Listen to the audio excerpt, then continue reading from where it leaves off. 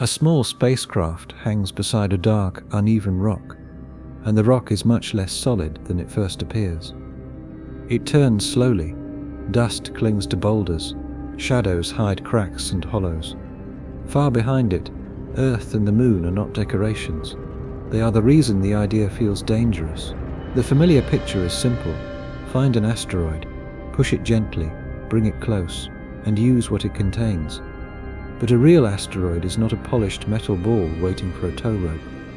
It may be weak, spinning, poorly measured, and easy to disturb, and bringing it near Earth does not remove the danger. It changes the danger into a control problem. We already know small motions in space can be changed. The harder question begins when the object is not being pushed away from Earth, but guided toward the Earth-Moon system on purpose. For years, the mission has to stay calm while the rock remains known well enough for each correction to make the next correction safer, not harder. That is where the danger hides. Not in one dramatic burn, but in a chain of choices that must keep working after the first success. By the end of tonight, you will understand why moving an asteroid is not one engineering problem, but a chain of problems that all have to stay solved at the same time. If you enjoy exploring questions like this with me, subscribing to the channel helps others find them too. Sharing the video helps even more. Let's begin.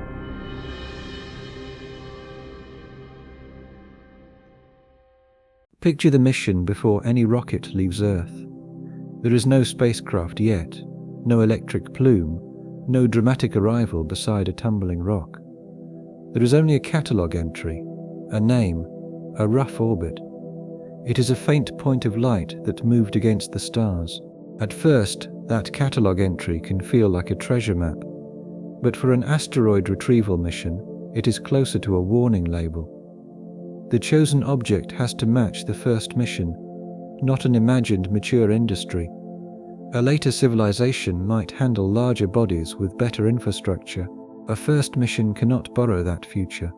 It has to use the spacecraft, tracking networks and decision systems that actually exist or can be built for the attempt. One more filter sits underneath all the others: observability over time.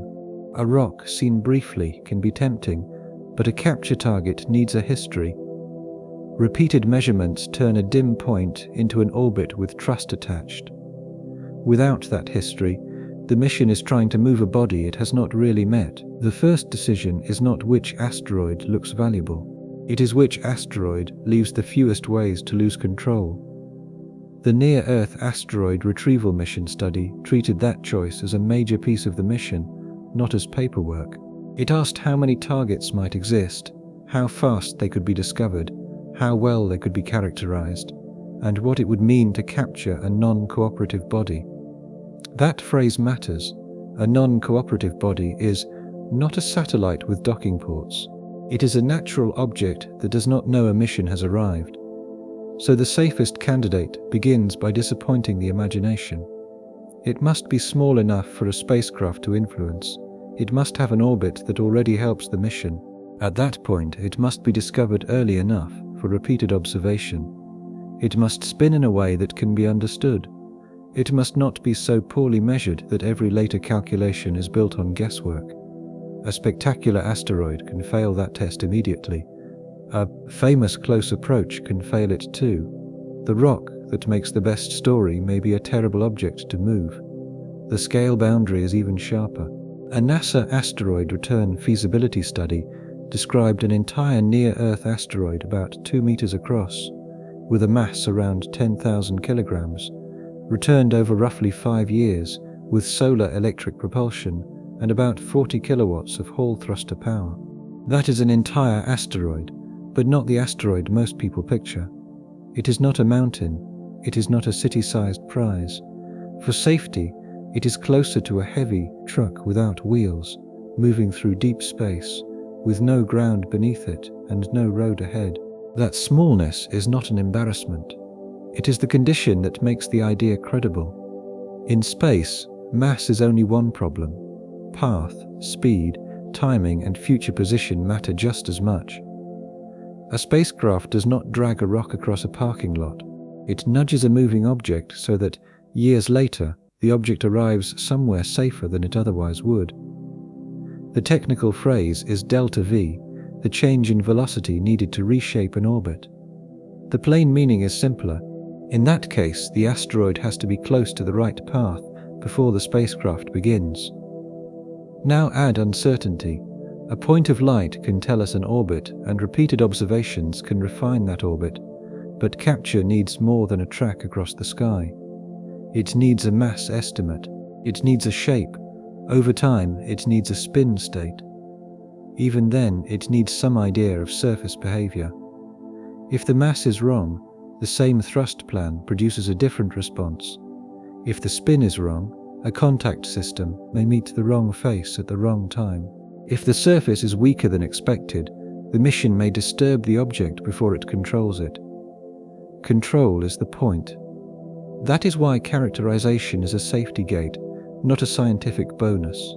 Error exists because even after DART hit Dimorphos successfully, the aftermath still needs careful measurement.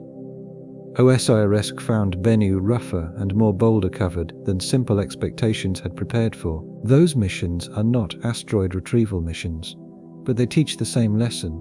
A natural small body can surprise a machine that approaches it. The safest asteroid also has to remain boring after the first discovery. It should not demand heroic propulsion. It should not need a rushed launch window. Here, it should not require the spacecraft to guess at basic physical properties. Instead, it should not become interesting only because it contains something valuable. For a first capture attempt, value is almost a distraction. Control comes first. That margin matters. If you imagine standing near the mission table, the best target might sound almost too modest. Small, known, slow relative to the mission design. Dynamically cooperative. Observed long enough that its path can be trusted. That is not the thrilling version of asteroid mining, but it is the first honest gate. There is another reason selection has to be severe. Once the mission changes an asteroid's path, every earlier uncertainty becomes more expensive. A bad mass estimate is not just an error in a table. It changes how much thrust is needed. A bad spin estimate is not just a missing number. It changes how contact and guidance behave. By then, a bad orbit estimate is not just an astronomy problem. Under control, it changes where the rock may be years later, after human action has already altered its future. Safety stays central, so a serious mission would keep asking one cold question. What do we still not know that could matter after commitment? If the answer is too large, the mission should stop. That is not timid, it is the only way to avoid turning exploration into unmanaged risk. The asteroid may be small, but once it is being deliberately redirected, ignorance becomes part of the payload. The target also has to be understood in relation to Earth. A harmless natural orbit may not remain harmless after intervention. A path that is safe before the mission may pass through different future possibilities after years of thrust. The object is not chosen once. It is chosen again at every review, as new observations replace assumptions. This is where the mining dream loses its priority. A valuable composition does not make a poor orbit safer. A useful resource does not make a tumbling body easier to control. From there, a dramatic candidate does not become better because it would look good in a headline. The first asteroid worth moving is the one that leaves engineers enough room to say no before the dangerous maneuvers begin. That makes the candidate almost a character in the mission. It has to cooperate through its orbit, its size, its timing, its structure, and its predictability. If too many of those traits are missing, no amount of ambition repairs the case. The mission does not begin with the spacecraft. It begins with restraint. A useful way to test a candidate is to ask what happens if the mission does nothing more than inspect it. If months of observation make the asteroid less attractive, the inspection has succeeded. It has protected Earth-Moon space from a bad idea. That is a strange kind of success, but many serious missions are shaped by the ability to reject a tempting target. A small asteroid can also be too small in the wrong way. If it is difficult to observe, if its brightness changes in confusing patterns, or if its mass cannot be constrained well enough, modest size alone does not rescue it. The safest object is not merely light, it is knowable. A mission can push only what it can model, and it can justify only what it can explain. There is a final selection filter that feels almost philosophical, though it is engineering all the way down.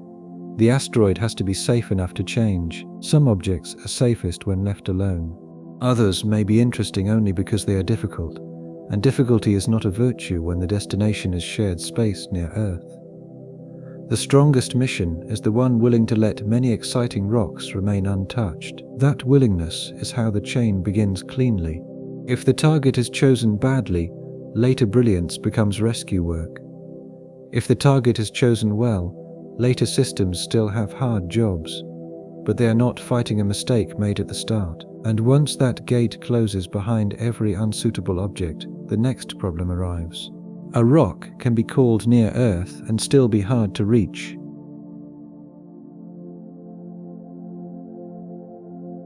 Imagine two trains crossing the same station, but not at the same time and not on the same track. For 1 second, both journeys seem to share a place. But that shared place does not mean the trains can meet, slow, couple together, and continue as one. Space has a similar trap. A near-Earth asteroid may come near Earth in geometry, while remaining difficult to visit as a mission. A close pass can create a false sense of urgency. The asteroid appears nearby, so the mind wants a quick mission, but the useful opportunity may have been years earlier, when a small change could shape the future path. By the time the rock is visually close, it may be too late for calm capture. There is also the question of what the spacecraft must carry after rendezvous. It needs instruments, propulsion, guidance systems, power, and enough lifetime to do more than arrive. If the trip consumes the vehicle's strength, then the asteroid was not truly reachable for retrieval. It was only reachable for a visit. That difference is easy to miss because visiting sounds like success. For capture, visiting is the beginning of the hard work. The phrase near-Earth asteroid sounds friendly. It sounds local. It suggests a rock that has wandered into our neighborhood. But in orbital mechanics, near is a category, not an itinerary. The old NASA work on near-Earth asteroid accessibility treated access in terms of delta V and mission opportunity.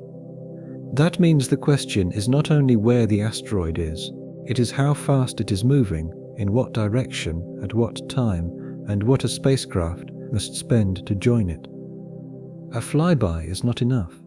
A spacecraft can cross an asteroid's path and still be useless for retrieval. To move the asteroid, the spacecraft first has to become its companion. It has to match the rock's motion closely enough to operate around it.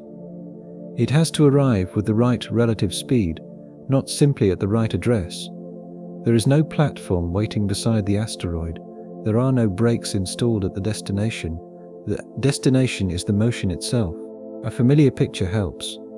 Meeting someone on a moving walkway is not the same as stepping onto the same walkway and walking beside them. If you only cross the end of the walkway, you are near.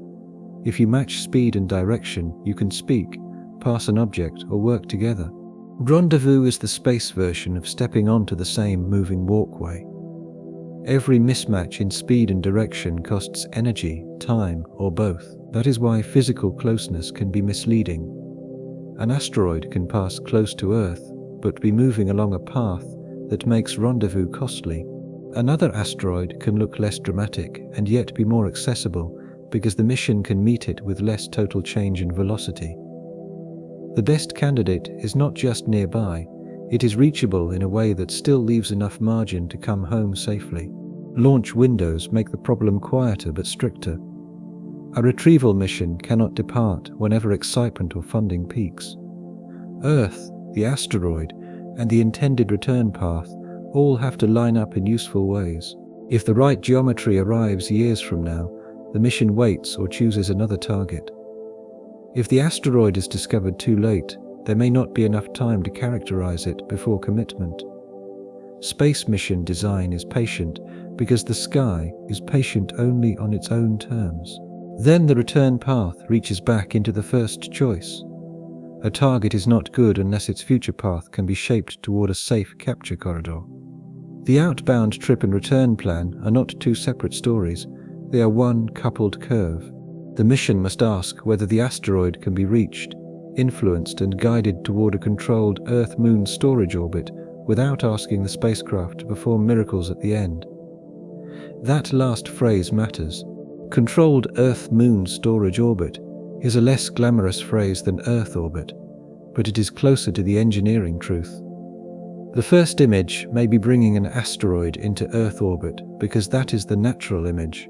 The safer mission design points toward cislunar space, where the Moon, Earth and Sun all shape possible storage paths. During the mission, the exact destination becomes part of the safety case from the beginning. If you picture the asteroid as an object sitting somewhere, the mission feels like travel. If you picture it as a moving path that must be joined, edited and returned, the mission becomes harder and more honest. Nearness fades, accessibility takes its place. The same idea changes how we hear the word distance. 1,000,000 kilometers can sound far. In mission terms, it may be easier than a closer object with a worse velocity match. A close approach can make the asteroid visible in news stories, but the spacecraft does not ride news stories. It rides energy, timing, navigation, and future geometry. If you imagine throwing a ball to someone walking past you, distance is not the only issue. You need to know where they will be, how fast they are moving, and whether your throw can arrive with the right speed. Space adds another difficulty. The person is not walking on a floor. Both of you are falling around the sun. Meeting means joining that fall. This is why near-Earth asteroid accessibility studies are so useful. They keep the language honest. They do not let physical closeness substitute for mission design. They ask when the asteroid can be reached and what total velocity change is required. They ask whether actual opportunities exist, not whether a diagram makes the object look local. Return access is the quiet trap. A spacecraft could spend years reaching a body and still discover that bringing it back safely demands more than the mission can provide. The asteroid's orbit has to permit both halves of the story. Outbound rendezvous is only half a promise. A safe return path is the other half. The mission also has to survive uncertainty in timing. A launch slip, a propulsion shortfall, or a delayed characterization campaign can change whether a target remains attractive. The sky will not wait politely for an industrial schedule. If the useful geometry passes, it may not return in the same way for years. So near does not mean close in the way the human mind first wants it to mean. Near means mathematically related to Earth's orbit. Reachable means a spacecraft can join the asteroid's motion, do useful work, and still guide the object toward a safe future. Those are different claims. Confusing them is how a simple idea becomes a dangerous one. The rendezvous gate also asks how much capability remains after arrival. A spacecraft that spends nearly all its margin just to meet the asteroid has little left for inspection, station keeping, failed contact, or return shaping. In ordinary travel, arriving exhausted may be acceptable. In asteroid capture, arriving without margin is a warning. That is why the most reachable target may look unremarkable. It is the object whose orbit permits a calm approach, a long inspection, and a return path with room for correction. Reachability is not a single number. It is the amount of future flexibility the mission still owns after it gets there. A reachable asteroid also has to be reachable with knowledge, not merely propulsion. If the best observing season is poor, if radar coverage is limited, or if brightness changes height, shape and spin, the mission may reach the object physically while remaining mentally far away from it. That is not enough for capture. The first gate after launch is therefore not arrival. It is confidence that arrival means what the mission thought it meant. The spacecraft must meet a real object, not a hopeful average of uncertain measurements. If the object differs too much, the responsible move may be to study it and leave. And once the spacecraft finally reaches the right moving rock, it faces a stranger problem. The asteroid may not give the machine anything firm to hold.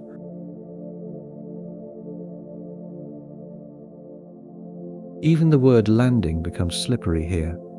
On a large world, landing means weight, ground, and friction.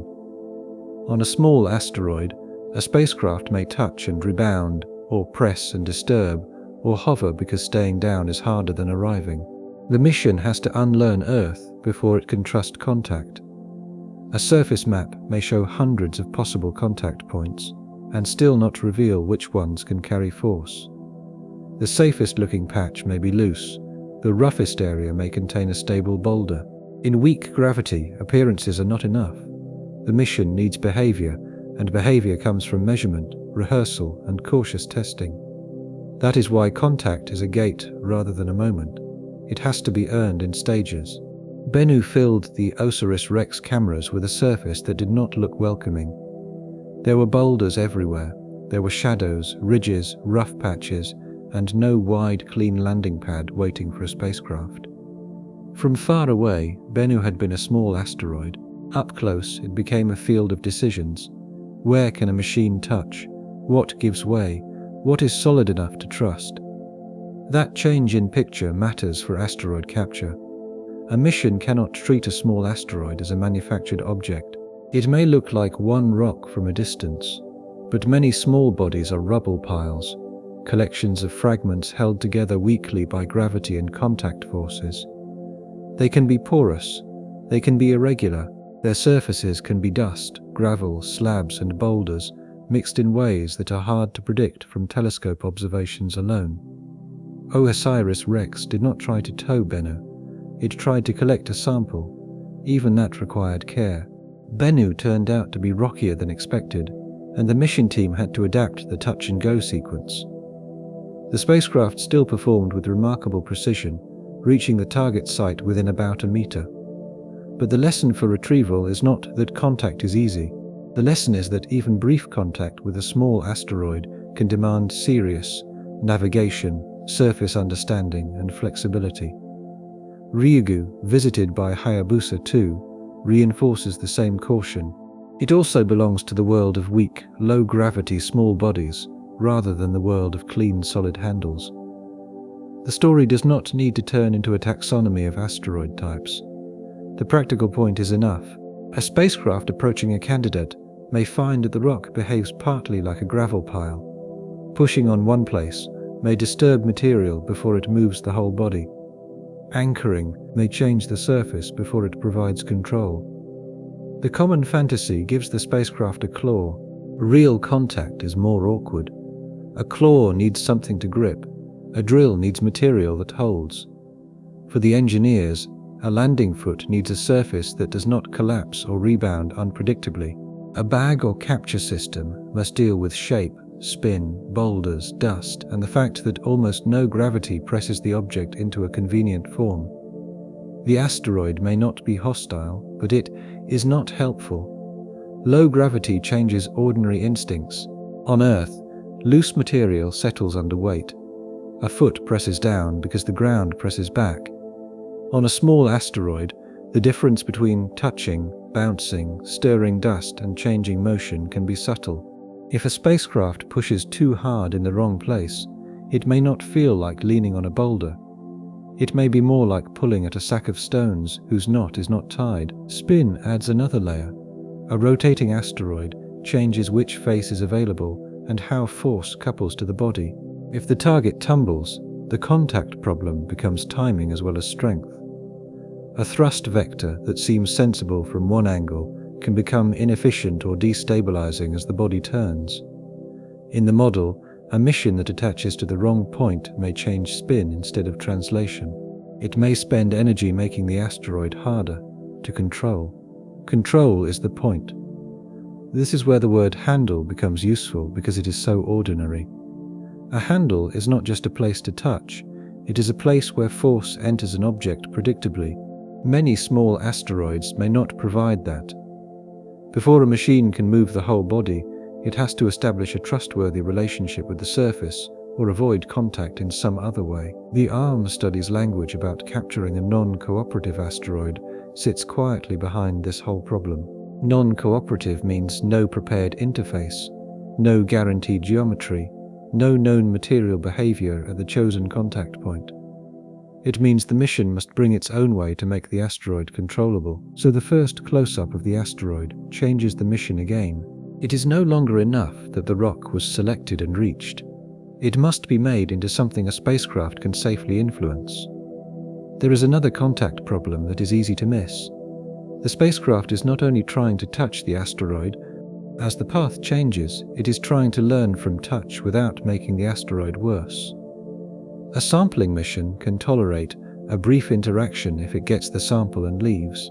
A capture mission may need the contact to remain useful for months or years, or it may need the body to remain predictable after a first inspection.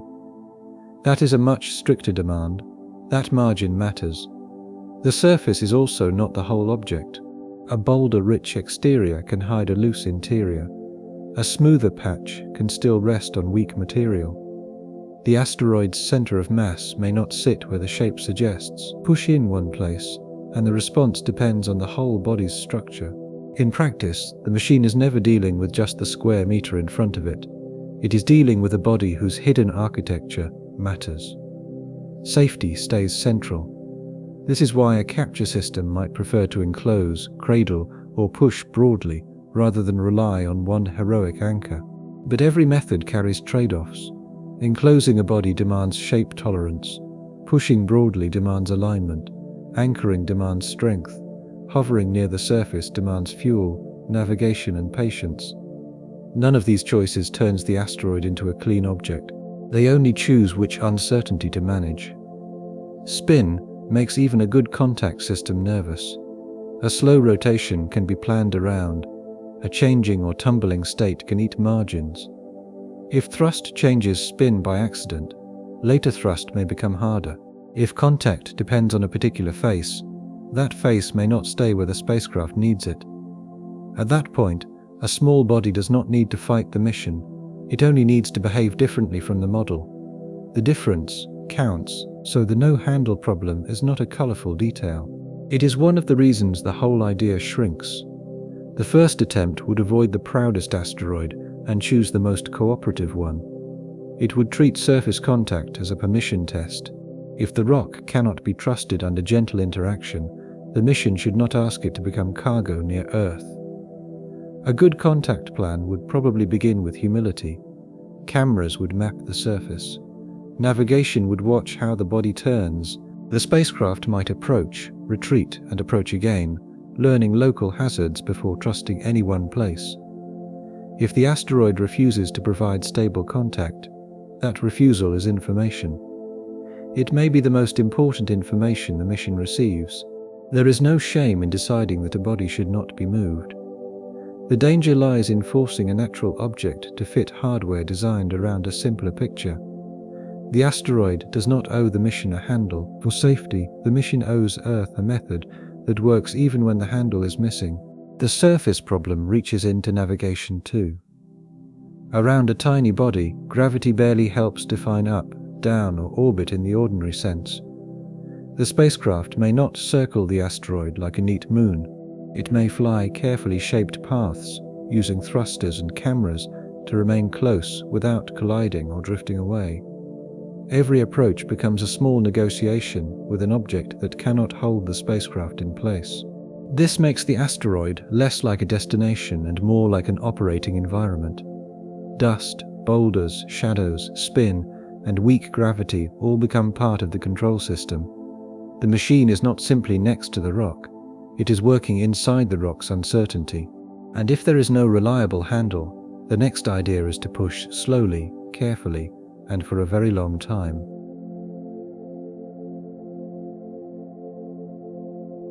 A blue-white electric plume would not look like a cinematic shove.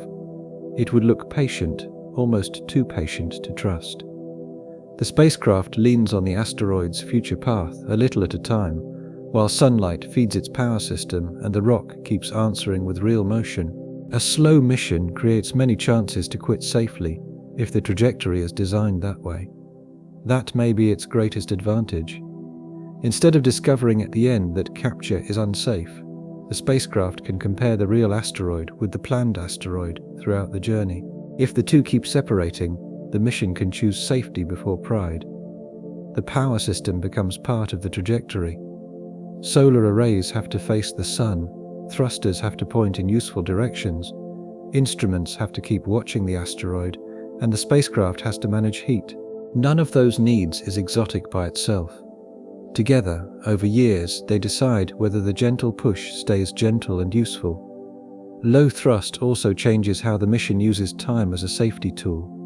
A long transfer can include pauses, checks, and small retargeting maneuvers. It can let engineers compare predicted motion with actual motion before the asteroid is committed to a tighter return path. But time helps only when the mission uses it to learn. Waiting without measuring is not caution, it is drift.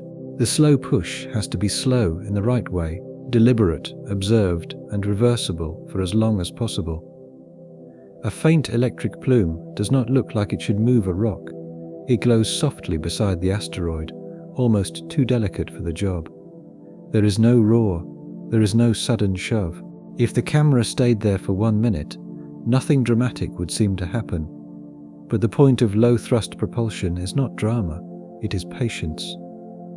The asteroid return feasibility work placed solar electric propulsion at the center of the idea. The study described a roughly 5-year mission using high-power Hall thrusters with about 40 kilowatts of propulsion power. That does not mean a spacecraft can haul any asteroid at once. It means a small, favorable object can be influenced over time by a machine that keeps applying a tiny change to its path. This is one of the hardest mental shifts in the whole question. We are used to engines that act in bursts. A car accelerates, a rocket launches. In that case, a tugboat pulls. Low-thrust asteroid retrieval is quieter. It is a small correction repeated long enough for the future orbit to change. The spacecraft is not dragging a rock across empty space. It is editing a curve. That curve has to be edited in the right direction. Thrust is not only amount, it is direction, timing, and coupling. If the spacecraft is attached, the attachment point matters. If it is pushing through contact or another method, the asteroid's spin matters.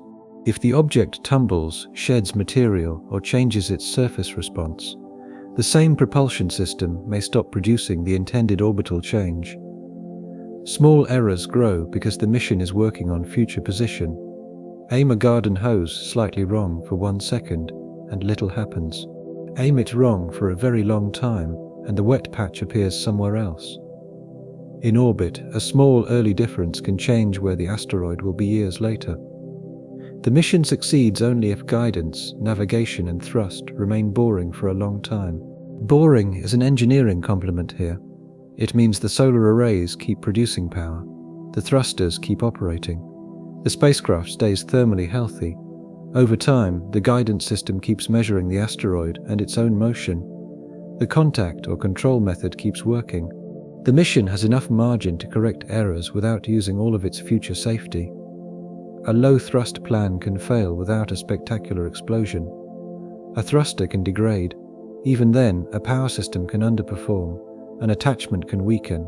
The asteroid's mass can be slightly different from the model. A spin change can make the force less useful. Halfway through, the rock may already be on a path altered from its natural one, but not yet safely captured. That intermediate state has to be designed too. This is why low thrust does not remove risk. It moves risk into duration. The spacecraft must keep a promise over years. It must not merely begin the maneuver. Here, it must continue, measure, correct, and preserve safe options. The longer the mission, the more ordinary reliability becomes planetary defense logic. Control is the point. Still, the slow push is what makes a narrow version plausible. Chemical brute force would be difficult to carry and hard to apply gently to a weak natural body. Solar electric propulsion offers efficiency. It lets a modest spacecraft create meaningful orbital change if the asteroid is small enough and the mission has time. The key word is if, so the slow plume beside the asteroid is not weak in the way it first appears. It is weak by the second and strong by the year. It turns the mission from a single shove into a long relationship with a moving object. The patience of low thrust can make the mission sound safer than it is. A gentle force feels kind, but a gentle force applied for years is still a powerful intervention. Instead, it can move the asteroid into a future no natural process would have chosen on that schedule. That is exactly why it is useful, and exactly why guidance has to remain conservative. That margin matters. Every correction changes the bookkeeping. The spacecraft must know not only where the asteroid is, but what previous thrust has done to the future path. Navigation becomes a living record of choices already made. If a measurement comes in slightly off, engineers have to decide whether the asteroid is different, the thrust was different, the observation is noisy, or the model is incomplete. Each answer changes what to do next. The spacecraft is also aging while it works. Solar arrays degrade. Thrusters have lifetimes. Electronics face radiation and thermal cycling. Moving a small asteroid is not a single heroic burn that can be celebrated and forgotten. It is an endurance event in which the machine has to stay healthy long enough for its tiny pushes to add up. A mission that works for 6 months but needs 5 years has not solved the problem. There is a quiet advantage here. Low thrust allows many small decisions instead of one violent one. It gives time to measure and correct. It can make the mission reversible for longer if the trajectory is designed with safe options. But those advantages exist only if the target remains controllable and the spacecraft remains capable. Patience is not a substitute for margins. By then, it is a way to use margins carefully. Safety stays central. The slow push also changes how success feels. Nothing about the asteroid announces that it has been redirected. The path changes in the numbers first. Future encounters shift. A capture corridor becomes possible or impossible by small accumulated differences. Under control, the mission is won in quiet updates long before any dramatic arrival. From there, the difference counts. The slow push also changes human patience. A mission that takes years must keep attention after the exciting launch and before the dramatic return. It has to maintain funding, tracking, engineering review, and public confidence, while its main accomplishment is a small change in a distant orbit. That social endurance is not separate from the machine. If support fails, operations can fail too. So the low-thrust asteroid tug is both elegant and demanding. It saves propellant by spending time. It gains control by accepting duration. During the mission, it makes big changes from small forces, but only if the small forces remain correct for longer than most stories like to wait. Low thrust also asks the asteroid to remain dynamically legible. If the body is rotating, the spacecraft must know how its force affects both translation and spin.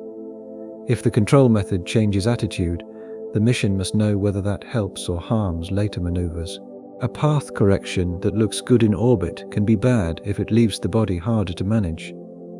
This is why the slow push cannot be separated from the no-handle problem.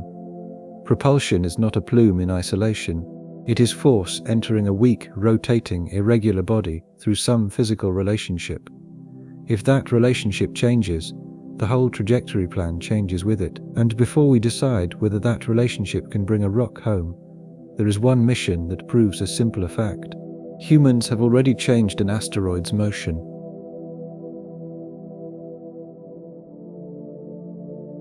DART's final approach looked almost unreal because it was so direct. A spacecraft aimed itself at Dimorphos, a small moonlet orbiting the larger asteroid Didymos. Dimorphos was about 160 meters across. Didymos was about 780 meters across. In the final moments, DART used autonomous targeting because the delay from Earth left no room for hand steering. There is comfort in the fact that DART was measured. The result was not only a flash on a screen, telescopes and later analysis tracked the changed period. That measurement is what turns the impact from a dramatic event into evidence.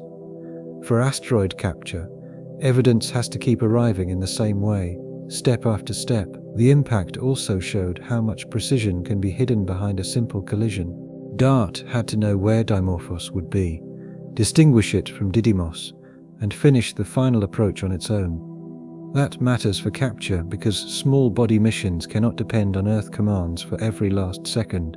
A spacecraft working near an asteroid has to carry intelligence into the local scene. Precision at contact begins long before contact. Then it hit at about 22,530 kilometers per hour. The impact was not a mining test. It was not a capture attempt. It was a planetary defense experiment designed to test whether a kinetic impact could change the motion of an asteroid system. And it did something immensely important for this question. It made deliberate asteroid redirection real. Before DART, asteroid motion change was not fantasy in physics, but it had not been demonstrated that way on a real asteroid system. After DART, the world had a measured event. A spacecraft had crossed deep space, found a small target, struck it, and changed the orbit of Dimorphos around Didymos. The reported change in orbital period was about 33 minutes. That is not a vague symbolic result. It is a physical change in a real system. The principle behind planetary defense is simple enough to say plainly. If an asteroid might be dangerous far in the future, a small change in speed can matter if it happens early enough. The goal is not to stop the asteroid like a truck at a red light. The goal is to make it arrive at a different place later. A tiny difference now can become a safe miss later, if the warning time is long. That idea gives asteroid capture a credibility anchor. It tells us that natural small body motion can be altered by human spacecraft. It tells us that autonomous navigation can close on a dim, irregular target. For the engineers, it tells us that a mission can aim at something much smaller than the world it is trying to protect. Without DART, the question would feel more speculative. With DART, the first piece is on the table. But DART also shows why capture is harder than simply saying, we can move asteroids. The impact did not attach to Dimorphos. It did not steer for years. It did not slow the object into a chosen Earth-Moon storage path. In the model, it did not prove safe parking. As the path changes, it did not make mining accessible. In practice, it changed the motion of a moonlet in a binary asteroid system by hitting it at high speed. Control is the point. The measured response also depended on the asteroid's own behavior. When a spacecraft hits a small body, the spacecraft carries momentum. But material thrown from the surface can carry momentum too. Like kicking a loose pile of snow, the kick and the spray both matter. The technical phrase is momentum enhancement. At that point, the plain meaning is that the rock answers back, and the answer depends on what it is made of. That margin matters. That is good news and bad news. For deflection, ejector can help. Material leaving the asteroid can increase the total effect of the impact. For precise capture, that same dependence becomes a warning. If the result depends on mass, structure, and ejector, then prediction matters. A mission bringing asteroid mass near Earth cannot rely on a one-time surprise response. DART belongs early in the story because it removes one kind of doubt. No, moving asteroid motion is not pure science fiction. But DART must not be asked to prove more than it did. It proved influence. It did not prove sustained control. DART also gives a useful sense of scale. Dimorphos was far larger than the tiny whole asteroid retrieval examples, yet DART did not try to bring it anywhere. It struck a moonlet in a binary system and changed the timing of that moonlet's orbit around Didymos. That made the result measurable from Earth. It was an elegant experiment because the target system itself provided a clock. A capture mission does not get to borrow that simplicity. It must create its own clock, its own safety margins, and its own long-term destination. The moment DART succeeded, the question became more demanding rather than less. If a single impact can change motion, what would be required for a deliberate, sustained, reversible, monitored change? If ejector can amplify a result, how well must the target be known before bringing it close? The success also shows the value of lead time. Planetary defense works best when the warning comes early, because a small nudge has time to grow into a large miss. Retrieval would also need time, but for a different reason. Time allows low thrust to shape a path gently. It allows observations to refine the plan. It allows abort choices before the asteroid is committed to Earth-Moon arrival. A rushed capture mission would fight the strongest lesson DART offers. Autonomous targeting is another clue. DART had to make final decisions without waiting for Earth because the target was small and the closing speed was high. A retrieval mission around a small asteroid also needs autonomy, though in a different mode. It needs careful local navigation, hazard avoidance, surface mapping, and proximity operations.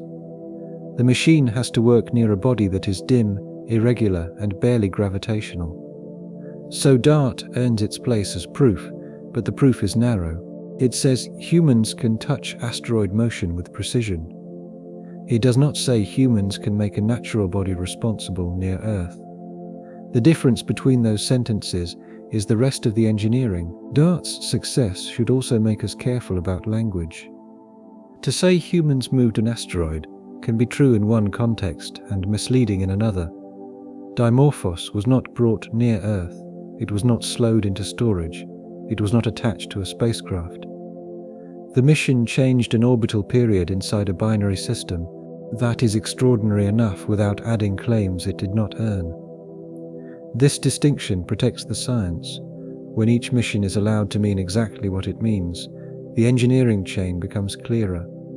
DART answers one question, Hera answers another. Retrieval studies answer a narrower design question. Asteroid capture would have to combine lessons from all of them and still face new risks. DART's numbers also give humility. The impact speed was enormous, yet the result was a change in orbital timing, not a stopped asteroid. That is exactly how orbital motion works. Small changes can be powerful when they have time to unfold, but they are not magic. A retrieval mission would have to use the same principle in a much stricter way. Instead of one impact and a measured response, it would need a long sequence of intended responses.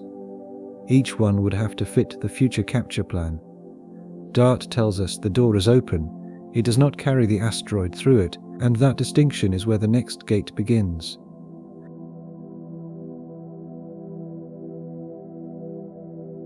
Dimorphos stayed far from Earth after DART struck it. That distance matters. The experiment changed a path inside a system that was already far from home. Retrieval would change a path in order to bring the object into our working neighborhood. The direction of responsibility is different. One pushes danger away. The other must prove that closeness has become safe. It also did not prove access. Dimorphos was chosen for a planetary defense experiment, not because it was a retrievable object. A capture target would be judged by a different set of gates: reachable orbit, manageable mass, known spin, safe return geometry, and a storage plan. Success in one mission family is a clue, not a transfer certificate. A capture mission also needs reversibility for as long as possible. DART was intentionally irreversible. It spent the spacecraft in a single impact. Retrieval cannot spend its control system that way. It needs the ability to adjust after new measurements, because the final destination is too sensitive for one unchangeable act. There is another boundary. DART did not need Dimorphos to remain useful afterward. A capture mission does. The asteroid must still be a coherent, trackable, manageable object after the control attempt. That raises the standard for acceptable disturbance. The mission cannot celebrate motion change if the object becomes harder to keep safe. So the question is not only whether force works, it is whether force leaves behind an object that can still be trusted. Replay the DART impact from another angle. The spacecraft still succeeds. The target is still struck. For safety, the orbit still changes. But now the scene is not a finish line. It is a boundary. It shows the difference between making an asteroid system respond and bringing a whole asteroid into a safe place on purpose. Planetary defense has a simpler objective than capture. Simpler does not mean easy. It means the success condition is more forgiving. If a dangerous asteroid is predicted to meet Earth in the future, the goal is to make sure the asteroid is not there at the same time. The target is absence. Do not be where Earth will be. Miss the window, arrive somewhere else. Capture reverses the logic. The goal is not absence, the goal is arrival. In that case, the asteroid has to come into a narrow, monitored, explainable path. It has to arrive with the right energy. It has to be kept there. Over time, it has to remain trackable and controllable. Even then, the mission is not over when the first motion change happens. Here, it is judged most severely when the rock comes close to the Earth-Moon system. Control is the point. The ARM study language about returning an asteroid to the Earth-Moon system and identifying storage orbits stable for more than 100 years points directly at this difference. Mission designers were not imagining a vague rock nearby. They were asking where the object could be kept. A captured asteroid must have an address that remains safe under the pull of Earth, the Moon, and the Sun. Hera strengthens the boundary. ESA's Hera mission is not a capture mission. It is a follow-up survey of the Didymos and Dimorphos system, meant to inspect the DART aftermath and help turn the impact into better understood planetary defense technique. That means even after a successful hit, scientists still need the mass, shape, crater, ejector behavior, and local environment. A crash test is not complete when the dent appears. Engineers measure the whole vehicle. That forensic step matters for retrieval because capture needs a higher standard of prediction. A deflection mission with long lead time may tolerate more uncertainty if the direction of change is enough to create safety. A capture mission cannot wait until the asteroid is arriving near Earth to learn how it responded. It needs to know before the most consequential maneuvers. The phrase control is a higher standard than influence belongs here. Influence means the asteroid's motion changes. Control means the final state is known, chosen, monitored, and maintained. DART proved influence. It opened the door to better control by giving a real experiment. Hera walks through that door by measuring what happened. But neither mission says that a whole asteroid can now be parked near Earth as routine infrastructure. This is not a criticism of DART. It is respect for what DART actually did. A clean engineering story does not inflate a successful experiment until it becomes false. DART made redirection real. It also made the unknowns harder to ignore. There is a temptation to imagine capture as a matter of adding enough capability. More power, better engines, smarter navigation, stronger hardware, those things help, but they do not erase the fact that the target is a natural body. A manufactured spacecraft can be tested with known materials and interfaces. An asteroid brings its own hidden history. Hera's role is valuable because it refuses to leave the impact as a simple triumph. The mission goes back to measure. What is the crater like? How much material moved? What is the mass? What did the binary system do after the impact? These are not academic curiosities. They are the facts that turn a one-time event into a repeatable technique. A retrieval mission would need that same spirit before the most dangerous commitment. It might require precursor flybys, radar observations, thermal studies, or close inspection. It might need to practice control on a small scale before redirecting the full target path. The exact architecture can vary, but the principle cannot. You do not bring uncertainty closer to Earth and hope it remains polite. The capture standard is also emotionally different. A deflection mission may be celebrated when the hazard is safer than before. A retrieval mission will be judged by the question of why the hazard was moved at all. That means the acceptable uncertainty is lower. Instead, a result that is good enough for learning may not be good enough for delivery. That margin matters. This is where DART and Hera together become more powerful than either alone. DART shows action, Hera shows measurement. Between them is the lesson for asteroid capture. Action without measurement is not control, and measurement without safe action is not retrieval. A credible mission needs both, repeated until the asteroid's behavior is no longer a guess. A useful phrase here is repeatable control. By then, a single successful event is not the same as a method that can be trusted with different targets under different conditions. Repeatable control needs measurements before action, measurements during action, and measurements after action. It needs to know why the result happened, not only that it happened. That is why post-impact characterization is more than a follow-up. It is the difference between a stunt and a discipline. Asteroid capture would need to become a discipline before it became an operation near Earth. The rock's response has to be measured until surprises are small enough to fit inside the safety case. The forensic gap is especially important because asteroids differ. Bennu is not dimorphos. Ryugu is not the tiny object in a feasibility study. A technique that works cleanly on one body may need adjustment on another.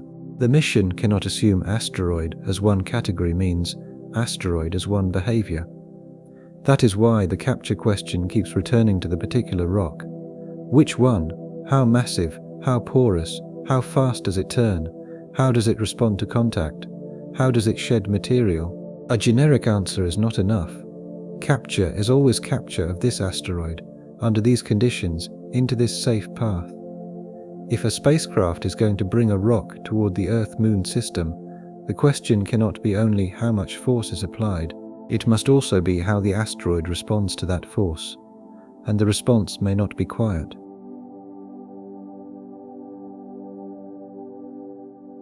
A small dust plume can look harmless when it fades into black space, until it changes what the mission thinks it knows. A surface patch can shift, a rotation can drift, or a loose boulder can move without drama. For a mission working through years of accumulated change, those subtle physical replies become navigation data. There is moral clarity in measuring that response before moving closer. Far from Earth, an unexpected plume is data. Near a storage orbit, the same kind of uncertainty becomes harder to excuse. The farther out the mission learns the asteroid's habits, the safer every later choice becomes. A mission would also need to decide what kind of answer from the rock is acceptable. Expected dust, manageable spin change, or harmless surface movement can be allowed only if the limits are written before the event.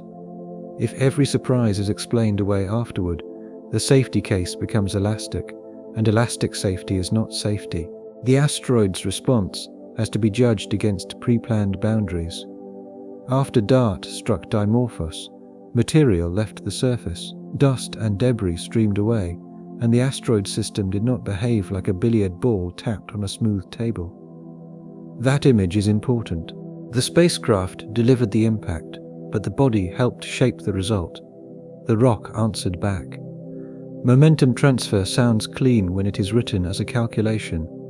A spacecraft has mass and speed, it hits. The target changes motion, but a small asteroid can add complexity through ejector, porosity, internal structure, and surface strength. If material blasts away from the impact site, that escaping material carries momentum. It can amplify the effect. It can also reveal how little we knew before touching the surface. For planetary defense, that amplification can be useful. A stronger deflection may be exactly what is needed, as long as the result can be measured and bounded. For capture, uncontrolled response is less comforting. If the mission depends on a gentle, precise path into cislunar space, the asteroid's material behavior cannot be a surprise discovered late. The same issue appears in slower contact. A weak rubble pile may shed dust under a push. A boulder may shift. During the mission, a contact point may fail. For the engineers, a surface may behave differently from one region to another. The mission may be applying force to an object whose interior is only partly known. It is tempting to call that a geology problem. It is also a guidance problem, a safety problem, and a debris problem. Control is the point. Ejecta are not automatically catastrophic.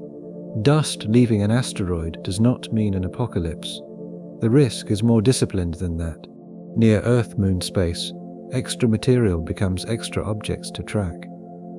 Fragments can follow different paths. Dust can complicate local operations. A mission that began by steering one dim object can become a mission that must account for many smaller ones.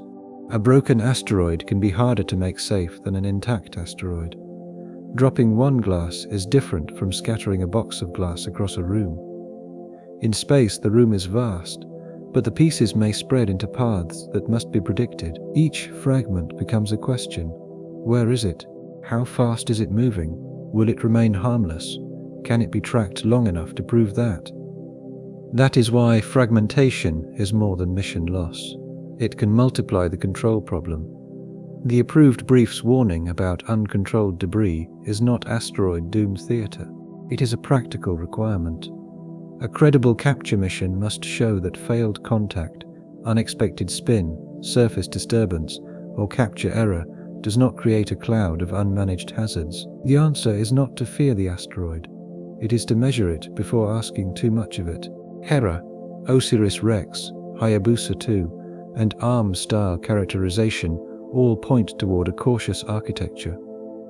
Observe from Earth, inspect up close, learn shape, spin, mass and surface behavior, apply small changes, measure again, increase commitment only when the body keeps behaving within the safety case. That approach sounds slow because it is, but slow is the natural pace of a mission whose failure modes have to remain explainable. The asteroid is not passive cargo. It is an active physical system, even when it is silent. The rock's answer can also change over time. A first contact may disturb loose material. A small push may expose a different surface. In the model, a change in spin may alter which regions receive sunlight and heat. Those effects may be minor, but a mission that depends on precision must decide what minor means. Near Earth, small surprises are not dismissed. They are tracked. This is why the asteroid is asked for the smallest possible response at first. The mission begins with gentle tests, careful mapping, and reversible choices. The body is never forced into a state where one unexpected response ruins the safety case. If a contact method creates dust, the dust has to be understood before larger maneuvers. If the asteroid's spin changes, that change has to be included before more thrust is applied. There is a difference between a rock that is strong enough to survive and a rock that is predictable enough to move. Survival alone is not enough. A body can remain intact and still respond with a torque, a shed plume, or a surface change that makes control harder. The mission wants predictability because predictability is what lets engineers plan the future path. The fragmentation boundary should stay proportional. A tiny target breaking apart is not the same as a large impactor threatening Earth. But proportional does not mean trivial. The mission has deliberately created a managed object. If that object becomes several objects, the management problem has failed in a meaningful way. As the path changes, the public safety case would have to explain why every piece remains harmless, trackable, or disposable. That margin matters. So the asteroid's response is not a side effect, it is one of the main actors. The spacecraft acts, then the body replies. The mission listens through cameras, navigation data, thermal measurements, and tracking. Only if the reply stays inside the predicted range can the next step be justified. The same body can be gentle under one method and troublesome under another. A kinetic impact, a slow push, an anchor, and a capture bag all ask different things from the surface and interior. Success with one method does not automatically transfer to the next. The mission has to match the method to the material, not the material to the dream. That is why a first retrieval attempt would probably be conservative in how it applies force. It would avoid sudden loads if slow ones can work. It would avoid narrow contact if broad control is safer. In practice, it would treat every plume of dust and every unexpected change in spin as a message, not as background noise. When the rock answers back, the spacecraft must be able to listen quickly enough. Cameras see dust. Navigation senses changes in motion. Thermal data may hint at surface properties. Radio tracking refines the path. Each measurement turns a physical surprise into a decision. Keep going, pause, retreat, or change the plan. A brittle mission has no time for those decisions. It commits early and hopes. A careful mission creates decision points. It lets the asteroid's behavior narrow the next step. That makes the mission slower, but it also keeps control from becoming a slogan. And if the rock can answer back unpredictably, then aiming it toward the Earth-Moon system becomes the most consequential step of all. Capturing is not just deflection with a different destination.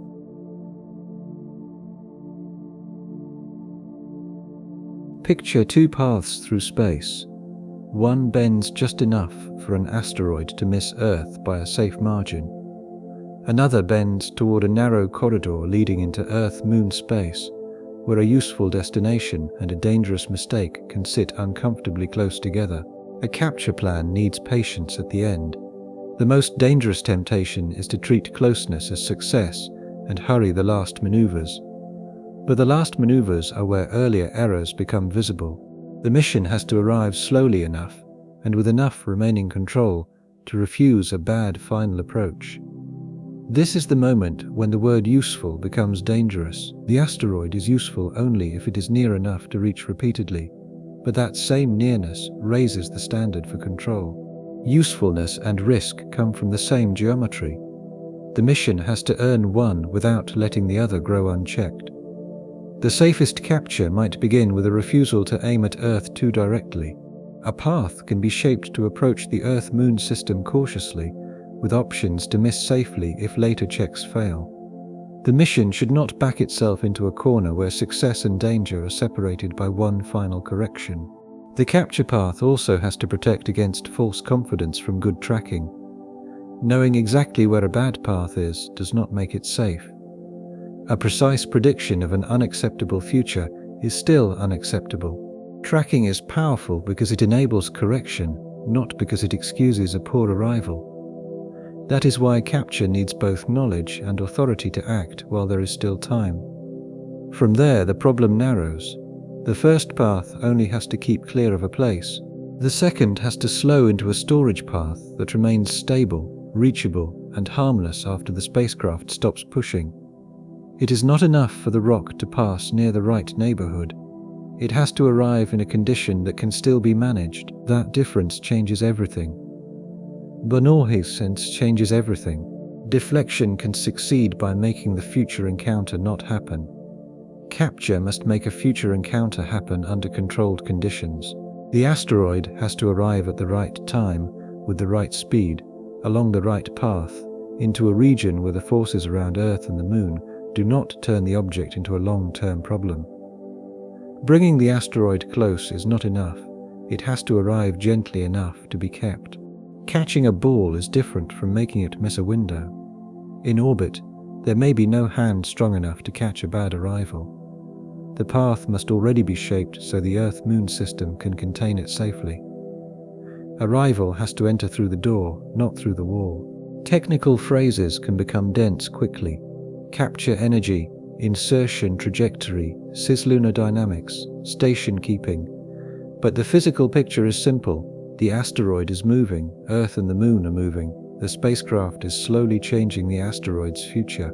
If that future is wrong by enough, the final problem may be larger than the original promise.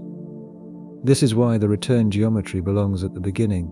A target that can be reached but not returned safely is not a good target. A propulsion plan that can change the orbit but not shape a safe arrival is not enough. For safety, a capture orbit that looks acceptable only if every maneuver is perfect is not a credible first mission. The mission needs margin before the rock comes close. Monitoring also changes character during capture. On the outbound leg, the spacecraft is solving a rendezvous and control problem around the asteroid. During return, it is solving a public safety problem in advance. The object must be tracked continuously. Its path must be predicted. Corrections must be available. If an off-nominal state appears, the mission must still be able to explain what happens next. A controlled cislunar storage orbit begins to make sense here.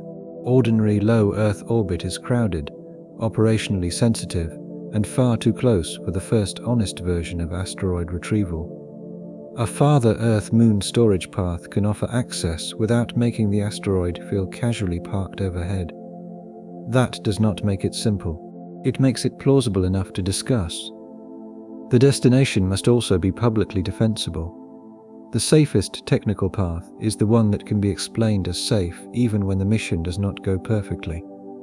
If the only acceptable outcome is flawless performance, the risk case is weak. A retrieval mission has to show safe behavior not only in the main plan, but in the paths left behind if the main plan fails. So capture is not a dramatic final tug. It is the point where every earlier gate is tested together. Selection, Reachability, surface behavior, propulsion, navigation, and failure planning all arrive with the asteroid. Away is easier than here because here has to stay safe. Slowing down is part of this because capture is not merely a direction. If the asteroid arrives with too much energy, the storage plan may not be able to keep it.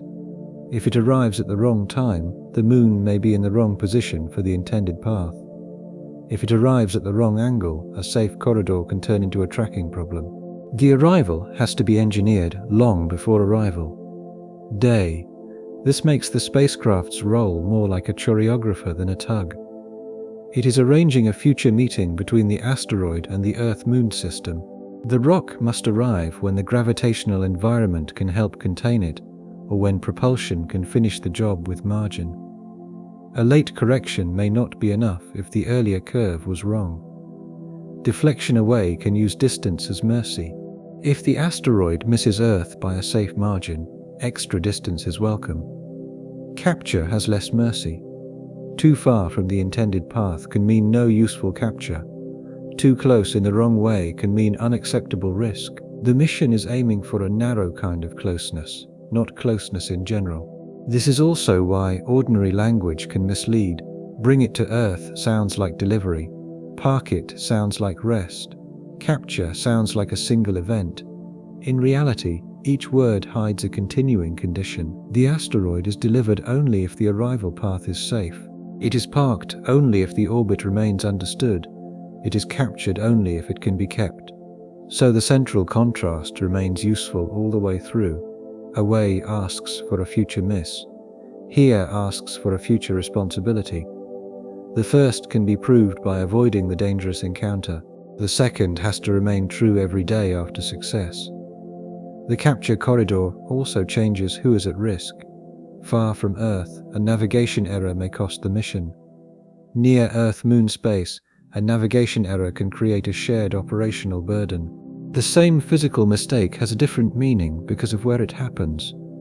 That is why the destination is not a passive endpoint. It is one of the main constraints. A serious mission would carry capture criteria written before the asteroid ever began its return. If the object cannot meet those criteria, the mission should divert, delay, or dispose of it safely. The best capture plan is not one that hopes the final maneuver works. It is one that refuses unsafe arrival before arrival becomes unavoidable. The word corridor is useful because a corridor has walls. In capture, those walls are not physical, but they are real. Too much speed, wrong timing, poor tracking, uncertain fragments, or unavailable correction capability can push the mission outside the acceptable corridor. The asteroid may still be in space, but the safety case has left the room. A responsible capture plan therefore defines the corridor in advance. It knows what measurements must be true before the next maneuver. It knows when to stop trying to capture and start trying to dispose safely. That discipline is what separates capture from simply aiming inward. And here is not a simple place. Earth-Moon space is alive with motion.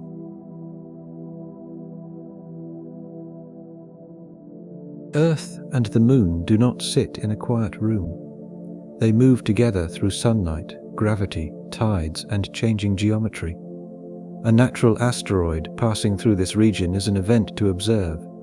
A captured asteroid staying in this region is an object to manage. That change turns astronomy into operations. The orbit has to be not only calculated, but lived with. The Sun belongs in the picture too. Its gravity and radiation environment help shape long-term paths, and solar power depends on its light. A storage orbit that looks tidy around Earth and the Moon still exists inside the wider solar system. No captured asteroid is removed from that larger motion. The word alive does not mean unpredictable in a mystical sense. It means active. The forces keep working whether the mission pays attention or not. A storage orbit is therefore a maintained agreement with motion. The asteroid follows the path because the path was chosen well and because corrections remain possible. If those conditions fade, the word parked becomes misleading. Picture Earth, the Moon, and the Sun as three sources of pull acting on a small captured object. The asteroid may look parked in a drawing, but the drawing hides movement. Earth pulls, the moon pulls, the sun pulls. In that case, the asteroid keeps moving through a gravitational landscape that changes as the bodies move around one another. This is why Earth orbit is not one place. It is a family of choices. Low Earth orbit is different from high Earth orbit. Lunar distant retrograde paths are different again. Other Earth-Moon storage concepts carry their own advantages and burdens. The ARM study's interest in storage orbits stable for more than 100 years shows that parking the object was a central mission question, not a detail after arrival. The Moon is not background scenery in this problem. It keeps disturbing the plan. That disturbance is not magic or chaos in the casual sense. It can be modeled. Over time it can be predicted within limits. But it is never absent. A captured asteroid near the Earth-Moon system does not belong to Earth alone. Even then, it is being shaped by a moving partnership of gravity. Control is the point. A simple picture helps. Trying to keep the asteroid safe is like trying to keep a balloon steady while two people keep tugging the strings, and a third wind keeps changing direction. The tugs may be predictable, but the balloon still needs attention. A parking orbit is less like a painted space in a car park and more like a current in a river. The safest current is the one that stays explainable. Station keeping follows from that. If the storage orbit needs occasional corrections, then arrival is not the end of responsibility. Someone must keep tracking the asteroid. Someone must decide when corrections are needed. Someone must maintain or replace the capability to perform those corrections. A captured asteroid becomes an operation, not an artifact. The phrase "stable for more than 100 years" sounds reassuring, and it is meaningful. It tells us that mission designers were looking for paths that do not immediately degrade into danger. But a century is not forever. A storage orbit that is stable for a long time still creates future obligations. What happens after the study period? How is the object disposed of? Who maintains the tracking record? What happens if future missions use that space? Those questions do not belong only to lawyers or policy meetings. They are engineering questions because they shape destination choice. If an orbit demands too much station keeping, it may not be acceptable. If it creates difficult disposal problems, it may not be acceptable. If it cannot be explained to the public as safer than the benefit is useful, it may not be acceptable. Cislunar space is attractive because it can be near enough for access and far enough to avoid the obvious recklessness of ordinary Earth orbit. But near enough and far enough are not automatic truths. They have to be earned through dynamics, monitoring, and margins. The asteroid is not safe because it is labeled stored. It is safe only if its future path remains understood. So the captured rock in Earth-Moon space is not a trophy. It is a continuing calculation.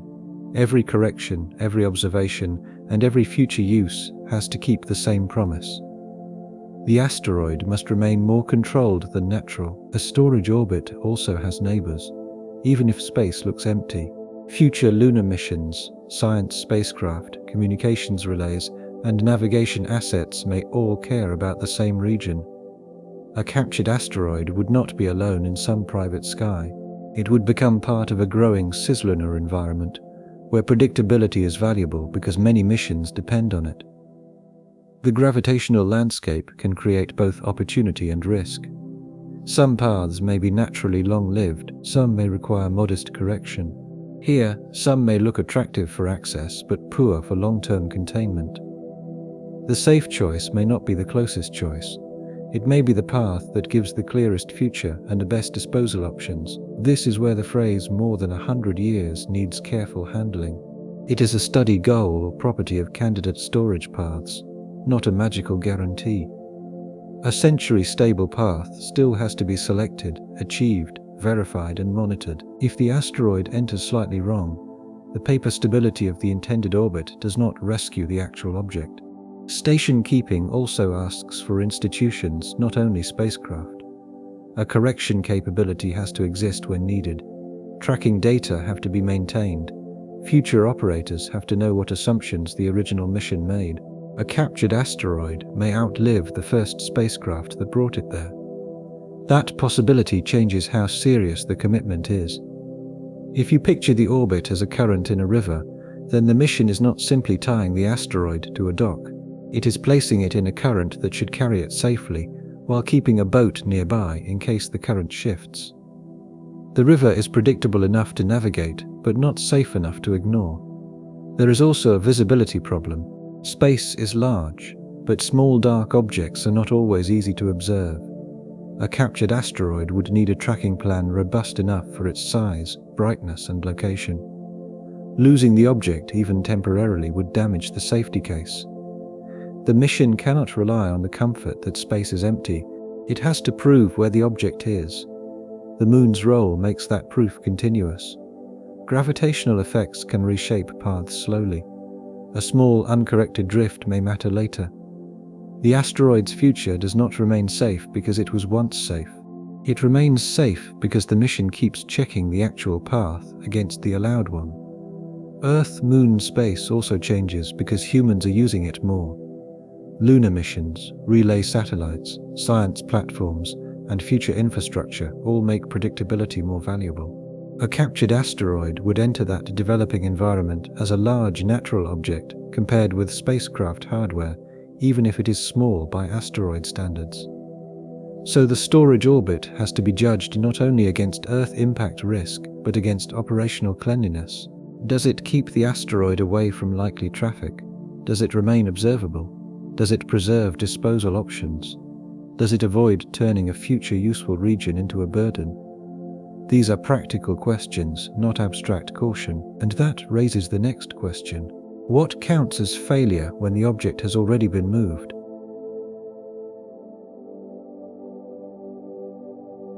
With fire.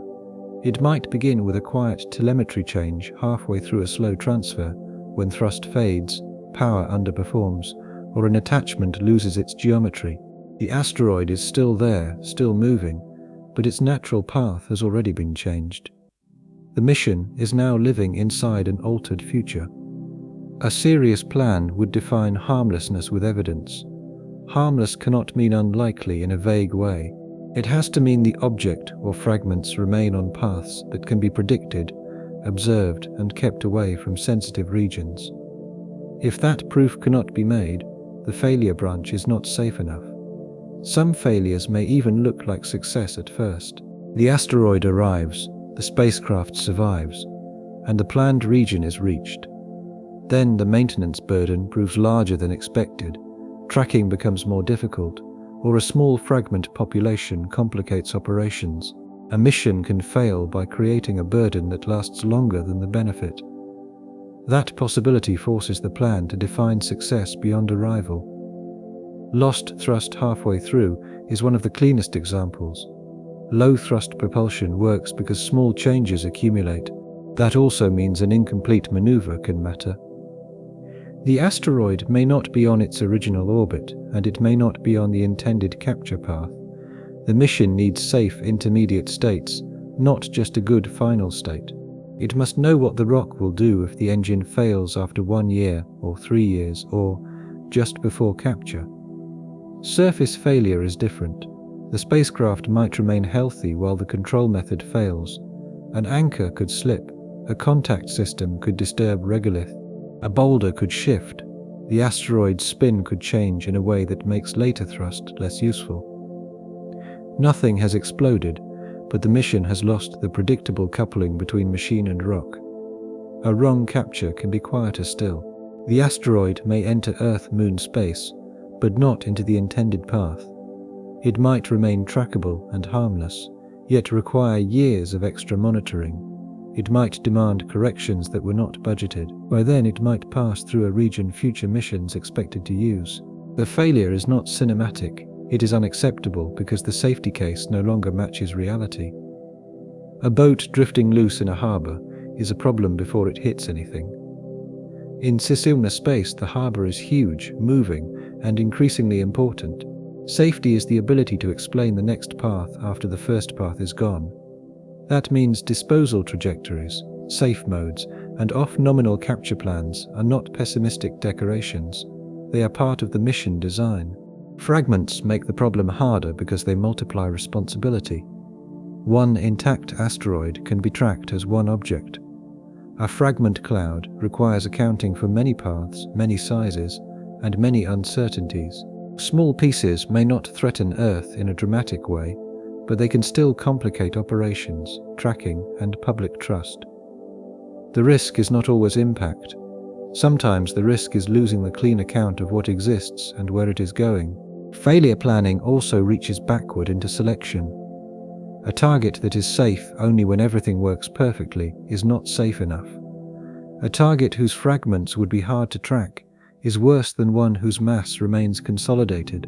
Under control, a mission that can abort into a harmless solar orbit is more credible than one that cannot. The best mission designs their mistakes before they happen. This is why the asteroid's small size matters again. A 2-meter, 10,000 kilogram object is still serious, but it is categorically different from a much larger body.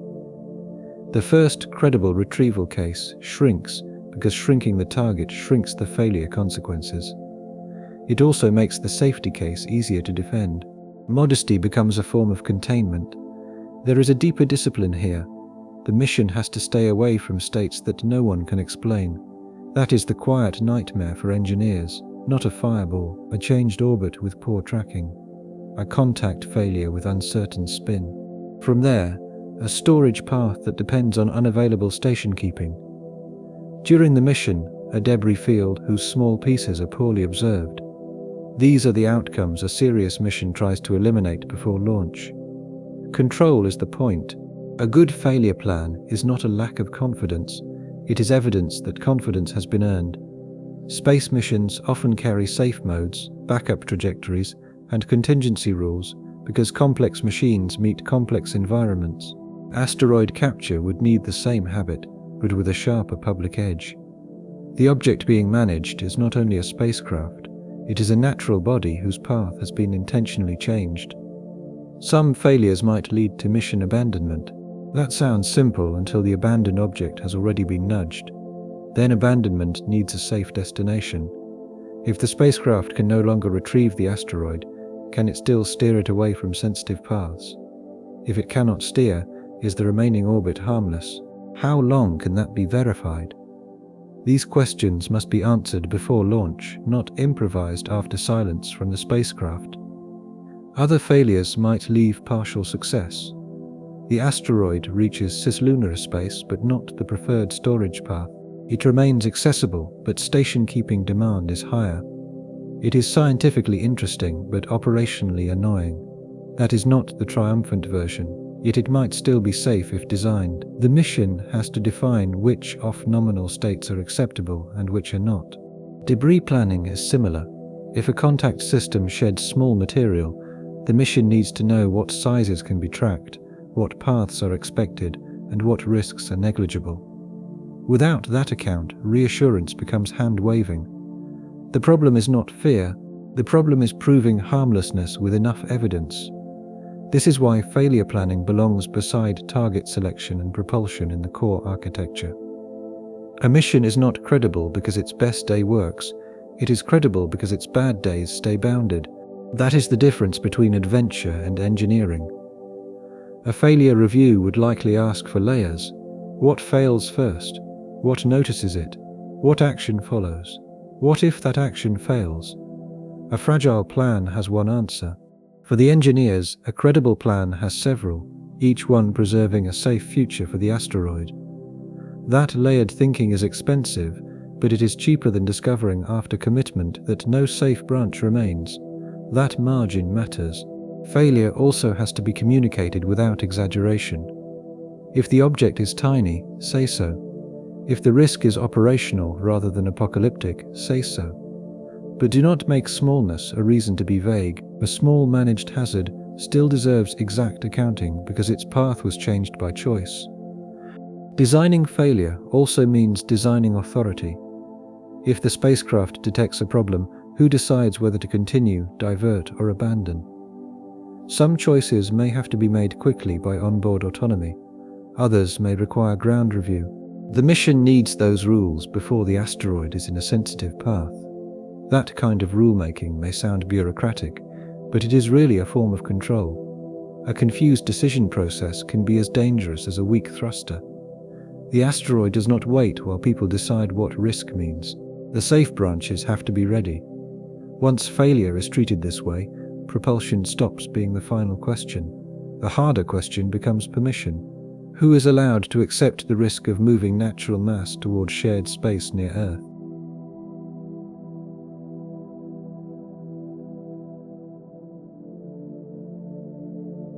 It has to be spoken plainly, not as a slogan, not as a promise that nothing can go wrong, as a risk case that names what is known, what is still uncertain, and what would make the mission stop. The people making the decision would need to hear bad news early.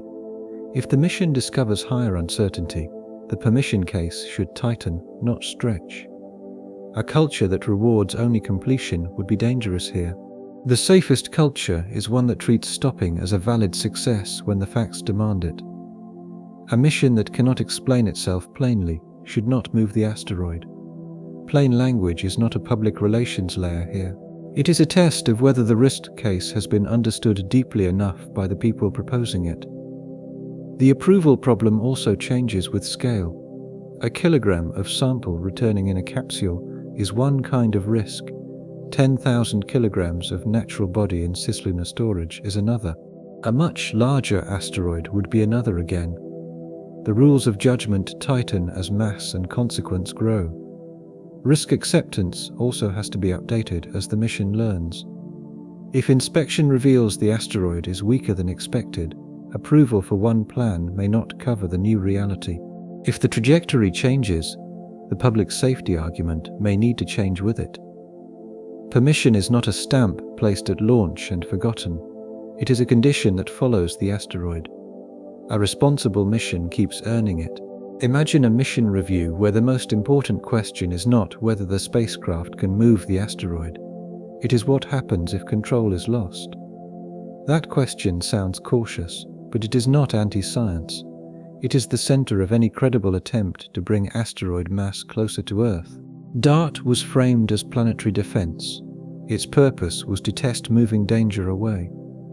Asteroid retrieval has the opposite public shape, even if the selected object is small, even if the path is cautious, even if the mission is scientifically valuable, the act is still deliberate. Humans would be changing the risk environment by bringing a natural object into a managed Earth-Moon path. That inversion changes the burden of proof. A defense mission can say it is reducing a hazard. A retrieval mission must say why creating a new managed hazard is acceptable. It must show the target is small enough, the orbit defensible enough, the monitoring strong enough, and the failure paths bounded enough. The engineering cannot end with the phrase technically feasible. Liability follows the object in plain moral terms even before legal details are named. If a mission changes an asteroid's path, someone is responsible for tracking it. Someone is responsible for correction capability. Someone is responsible for explaining the consequences if a planned maneuver fails. Specific treaty and ownership claims require exact legal sources, but the logic of responsibility does not need ornament. A moved hazard cannot be treated as nobody's problem. Public safety is another load-bearing structure. A bridge does not become acceptable because a simulation says it might stand. It must be inspected, explained, maintained, and trusted by people who did not design it. An asteroid retrieval mission is like that, except the bridge carries a natural object through shared space. The risk case must include failure modes, monitoring, fallback, and responsibility. This permission gate shapes the engineering. It favors smaller targets. It favors slower transfers. In the model, it favors remote storage over dramatic closeness. It favors cislunar paths that can be monitored and defended. It favors missions that learn from precursor observations before committing to major redirection.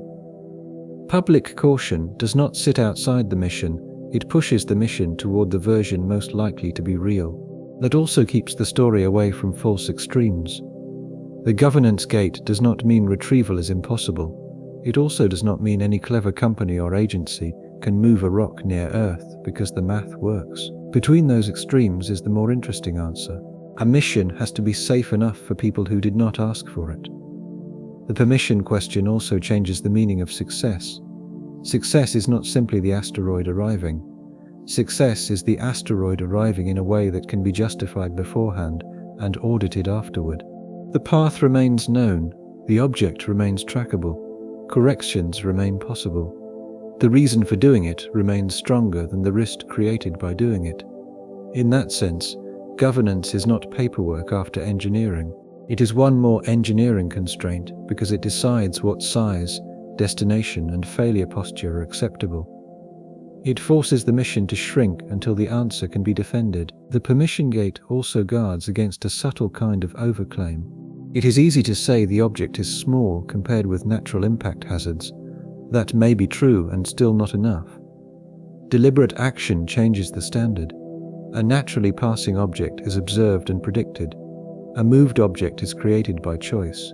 The people making that choice have to explain why the additional managed risk is justified.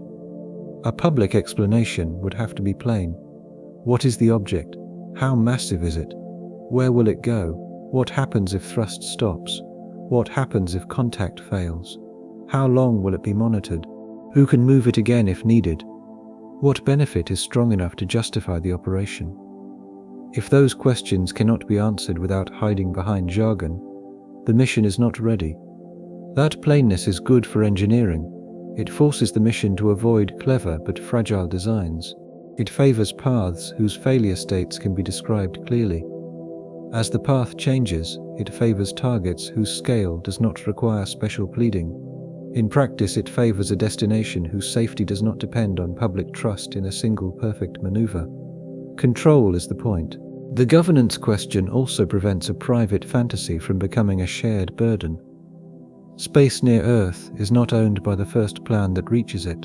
Future missions, agencies, nations, and people on Earth all have an interest in not having natural mass moved carelessly into their environment. A retrieval mission would need a reason that survives outside the room that proposed it. That does not make the idea smaller in a dull way. It makes it real. Every major space capability eventually meets public risk, liability, and responsibility. Asteroid capture simply meets them early because the object itself carries risk into the mission. Permission also asks whether the benefit is real enough. Science value alone might justify some missions. Resource value might justify others in the future. Planetary defense practice could be a strong reason, but weak benefits cannot carry strong risk.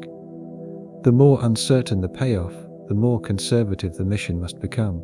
That trade-off shapes the first attempt toward demonstration rather than exploitation. A demonstration can be designed to answer control questions while minimizing mass and consequence. It can create knowledge without pretending to launch an industry immediately. The permission gate therefore rewards modesty because modesty makes the proof cleaner. The permission question becomes sharper because the mission creates precedent. A first successful retrieval would teach technical lessons, but it would also teach what kinds of asteroid movement society is willing to accept. If the first case is careful, transparent, and small, the precedent is disciplined. If it is rushed or overstated, the precedent becomes distrust. Engineering teams may prefer to talk about hardware, but trust becomes hardware in this case. Without trust, later operations may never be allowed. With earned trust, even modest missions can open real scientific and industrial paths. Only after that shrinkage does the familiar reason for wanting an asteroid come back into view.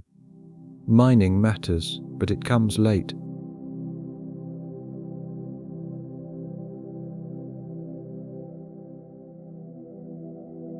A bag of asteroid material can sound like the beginning of wealth. Water, metals, shielding mass, propellant.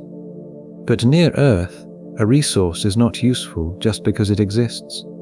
It becomes useful only after the handling problem has stayed safe. The safest economic story may be delayed gratification. Prove that tiny capture works. Learn how operations behave. Then decide whether extraction is worth the added disturbance. A resource case that cannot wait for evidence is not a resource case ready for Earth-Moon space. A resource mission would also need to decide whether moving the whole asteroid is even the right answer. Sometimes it may be safer to process material where it is, or return small amounts, or use a boulder rather than a whole body. The capture fantasy should not outrun simpler, safer architectures. Even if extraction becomes possible, the first useful product might not be wealth in the familiar sense. It might be propellant in orbit, shielding mass, construction material, or operational knowledge. Those uses can be valuable without justifying a reckless capture path.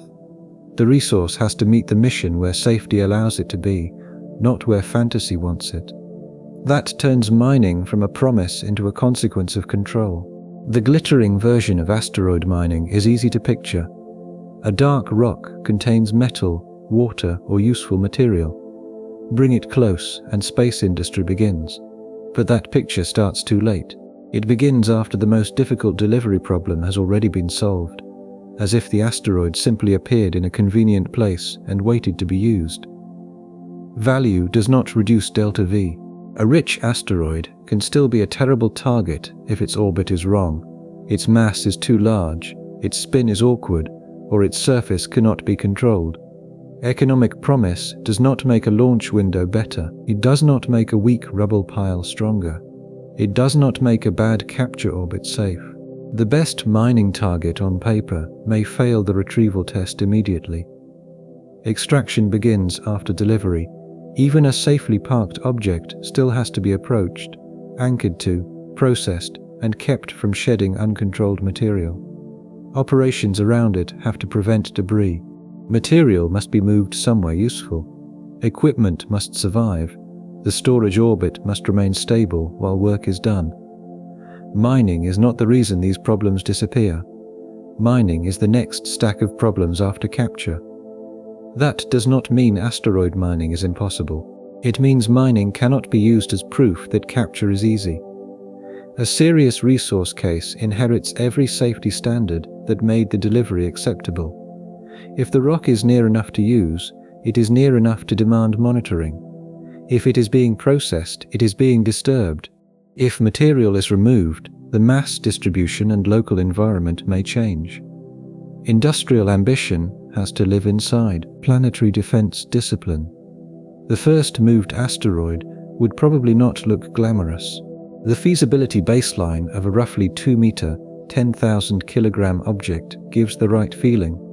Small, known, reachable, containable. A first mission would likely be chosen for safety and demonstration value, not for riches. Engineers test a bridge with a controlled load before sending heavy traffic across it. In this case, the controlled load is still an asteroid. The first prize would not be metal, it would be control. Could the target be selected well? Could it be reached? Could its surface be trusted or worked around? Could low-thrust propulsion guide it for years? Could it enter a defensible Earth-Moon storage path?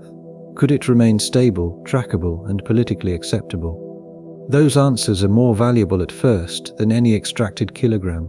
Mining fantasies often skip the middle because the middle is slow. It is also where the real science lives. The mission has to turn a natural body into a managed object without pretending it has become harmless. It has to prove access before extraction, safety before profit, and responsibility before expansion. There is a calm way to say the economic answer. Asteroids may matter as future resources, especially if space activity grows beyond Earth. But the first capture mission would not be a gold rush. It would be a safety-led technology demonstration that makes later resource talk less imaginary. The rock has to stop being a hazard before it can become infrastructure. Put that way, mining does not weaken the documentary question, it sharpens it. The more useful an asteroid might be, the more important it becomes to ask how it could be moved without creating a larger problem. Resource talk also has to face access. A captured asteroid is not useful merely because it is closer than the main belt. It has to be reachable by vehicles, safe to approach, and stable enough for operations. Equipment has to attach or hover, Material has to be processed without creating uncontrolled debris. Products have to go somewhere useful. Every one of those steps inherits the same low gravity and rubble pile problems that made capture hard. Water-bearing material, metals and construction feedstock may all become important in future space activity, but each case asks a different operational question. Is the material concentrated enough? Can it be extracted without losing more than is gained? Does processing change the asteroid's spin or shed fragments? Does the storage orbit remain safe while work continues? None of those questions is answered by saying the asteroid is valuable. The economics can even push against safety. A larger body may hold more useful material, but it also raises propulsion burden and failure consequence. A richer target may be less accessible. At that point, a commercially attractive schedule may not match the launch windows. The safest first object may not be the profitable one. If safety leads, the first mission looks like a demonstration. If profit leads too early, the mission starts lying to itself. There is dignity in a demonstration. A first controlled retrieval would prove operations, not riches. It would teach how a spacecraft behaves around a weak body for long periods. It would test navigation, contact, low thrust control, capture, and storage. For safety, it would let future mission designers replace slogans with measurements. So mining comes after safety, not as a moral slogan, but as an order of operations. Delivery first, control first, monitoring first. Only then does extraction become a responsible question. Once the asteroid is near enough to operate around, ordinary mining words become misleading. Drill, process, collect, and transport all sound familiar because they come from Earth. In low gravity around a weak body, each word needs redesign. A drill may push the equipment away, processing may release dust. Moving material may change the local hazard. The environment keeps reminding us that the resource is also the terrain. So a captured asteroid would first be a laboratory of handling. How do machines stay attached? How do they avoid losing material? How do they keep the storage path stable during operations? These questions may be less glamorous than value estimates, but they decide whether value can ever become useful. Mining also has a destination problem. If material is useful in space, it may not need to come close to Earth at all. Water for propulsion, shielding mass, or construction feedstock might be more valuable in cislunar operations than on the ground.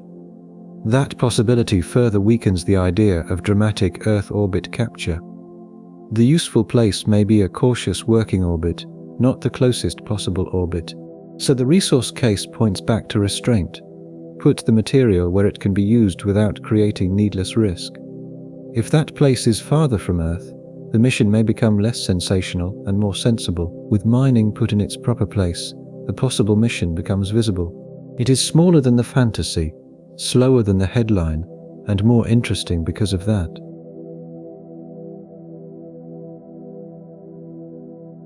Imagine a first narrow mission with no drill or refinery.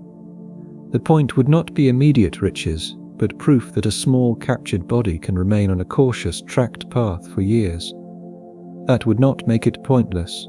A clean retrieval or controlled storage demonstration could answer the question that mining depends on: can natural mass be moved into a useful neighborhood without becoming a public hazard? That mission would need humility in its public language too. It should not promise an industrial revolution. It should promise a controlled test of asteroid handling. If it succeeds, the reward is not instant wealth. The reward is a measured expansion of what humans can responsibly do with small bodies. The narrow mission would probably feel repetitive to anyone expecting drama.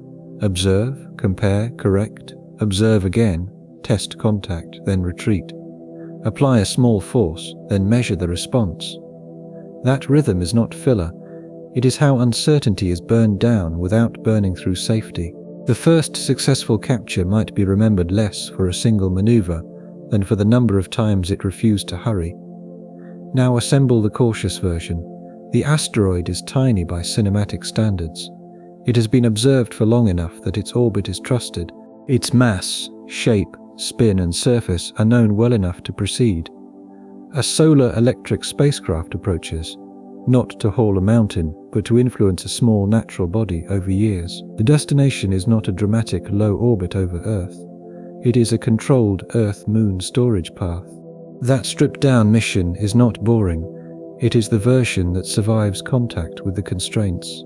A small, well-characterized, dynamically cooperative target reduces propulsion burden, failure consequence, and guesswork near Earth, while a slow mission keeps room for measurement, correction, and abort options. The 2-meter, 10,000-kilogram feasibility example gives a scale.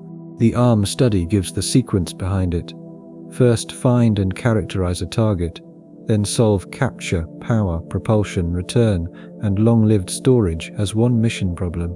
DART gives confidence that asteroid motion can be changed, while Hera, Bennu, and Ryugu remind us why the body must be understood before confidence becomes action. The transfer is monitored at every stage. The spacecraft does not simply begin pushing and hope. It measures, it corrects. Over time, it checks whether the asteroid's spin and response still match the plan. Even then, it preserves safe states. If a thruster degrades, the mission needs a path that remains harmless. If contact behaves badly, the mission needs to back away or change method before the object is committed to a risky return. Control is the point. The destination is cislunar because the safer answer changes what bring it here means. Dangerous cargo is kept in a controlled yard, not the busiest street. In space, that yard is still dynamic, and it must still be watched. A cislunar storage orbit can be near enough for study and future access while avoiding the obvious recklessness of parking a natural object in ordinary low Earth orbit. Every solved gate must stay solved. Selection does not disappear after launch. It proves itself again when the target is reached. Characterization does not disappear after contact. It proves itself again when the asteroid responds to force. Propulsion does not disappear after transfer. Here, it proves itself again at capture. Governance does not disappear after approval. Instead, it proves itself for as long as the object remains managed. That margin matters. This is why the mission is a chain, not a checklist. A checklist lets one item finish before the next begins, but a chain stays under load, and one weak link changes the whole mission. The asteroid is safe only while the target remains known. The control method stays credible, low thrust remains reliable, and the trajectory, storage path, monitoring and failure states remain explainable. Safety stays central, control remains central. The possible mission also has a humble purpose. It would not prove that asteroid mining is ready. It would not prove that large asteroids can be brought near Earth. By then, it would prove that a very small, carefully chosen asteroid can be made into a controlled object in the Earth-Moon system without violating the safety case. That would be enough. First demonstrations should be modest because they are teaching the future what the future is allowed to attempt. So the answer begins to take shape. Physics does not forbid the narrow version. Existing studies do not make it routine. DART does not solve it. Small body missions do not make contact easy. The Earth-Moon system does not offer a simple parking lot. But a cautious, small, long-duration, heavily monitored mission is not absurd. A narrow possible mission would probably include inspection before commitment. The spacecraft might arrive and spend time mapping the body, watching spin, measuring mass through its own motion, and testing how close operations behave. A mission that discovers the asteroid is worse than expected should be able to decline the dangerous phase. The ability to walk away is a sign of maturity. The same mission would likely avoid a single point of failure where possible. It would prefer gradual trajectory changes, repeated orbit determination, and margins that leave room for correction. It would not rely on one perfect arrival. Under control, it would not assume the storage path is safe until tracking proves the actual asteroid is in the actual path. Communication and autonomy would both matter. Earth-based teams can plan and review, but the spacecraft must handle local navigation around a weak, irregular, low-gravity object. It must keep itself safe while staying close enough to measure and act. Around an asteroid, even sunlight, shadows, dust, and surface shape can become operational concerns. The mission would also need a clean end state. Does the asteroid remain stored for study? Is there a disposal path after a set period? Can later missions approach without disturbing it? What happens if no later mission arrives? A responsible retrieval does not end with arrival, because arrival creates the long-term object. This is the version that makes the title answer intellectually satisfying. It does not dodge the question. It says yes, but only by changing the object, the destination, the timeline, and the ambition into something disciplined. From there, it makes the possible mission real enough to respect and hard enough to prevent fantasy. The narrow possible mission also teaches what not to do. Do not choose a target because it is famous. Do not choose size for spectacle. Do not choose low Earth orbit because it sounds close. Do not rush because a launch window is politically convenient. Do not treat uncertainty as a problem for later. Each negative rule is a positive design principle in disguise. What remains is a mission that looks almost understated. Study comes before the push, and correction comes before commitment. Engineers need a storage path that can be explained. Success would be proved through safe non-events. The rock did not fragment. No wandering occurred. Tracking held. No heroic rescue was needed. The difference counts. The narrow mission would also produce negative knowledge, and negative knowledge is valuable. It might reveal that some surface types are poor candidates. It might show that certain spin states are too expensive to manage. During the mission, it might prove that a storage path demands more correction than expected. Those lessons would prevent worse missions later. In that sense, the first capture attempt should be designed to learn even if it refuses to complete retrieval. A mission that safely decides not to move the asteroid can still advance the field. The only unacceptable outcome is losing the ability to explain the rock's future. The final answer is yes, only after the word yes becomes smaller.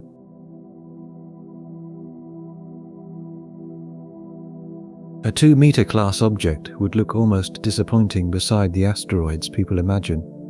It would not be a mountain or a world, but a dark, irregular mass, small enough to fit inside an ordinary room, and still heavy enough to make every controlled choice serious. That is the final humility of scale. A small object is large enough to test the chain honestly. If that chain cannot control a small body, it has no business claiming a larger one. If it can, the achievement is real because the risk stayed proportional to the knowledge gained. There is no insult in that answer. Many of the strongest space achievements began as narrow demonstrations.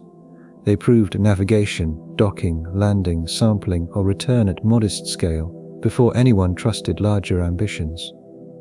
Asteroid capture would deserve the same patience. The first rock should teach, not impress. The answer is also smaller because Earth is not the only concern.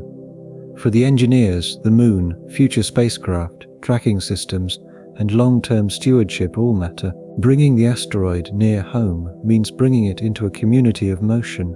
The rock must fit that community without forcing every future plan to work around a mistake. That is why the most convincing answer keeps repeating the same quiet demand: control before use. If control cannot be shown, the asteroid stays where it is. If control can be shown, the first success will still be cautious, because caution is the thing being demonstrated. A smaller answer can still be transformative. The first controlled capture of a tiny asteroid would change planetary defense, small body science, and cislunar operations. It would show that natural mass can be moved with enough care to remain accountable. That is not the future from the fantasy poster, but it is a real future. The smaller answer also changes what courage means. Courage is not bringing the biggest object closest to Earth. Courage is allowing the first real attempt to look modest enough to be safe.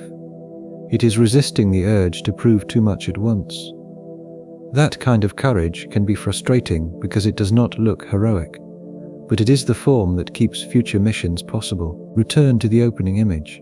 A small spacecraft beside an irregular asteroid. Earth and the Moon in the distance. At first, the scene looked like a question about strength. Could the machine move the rock?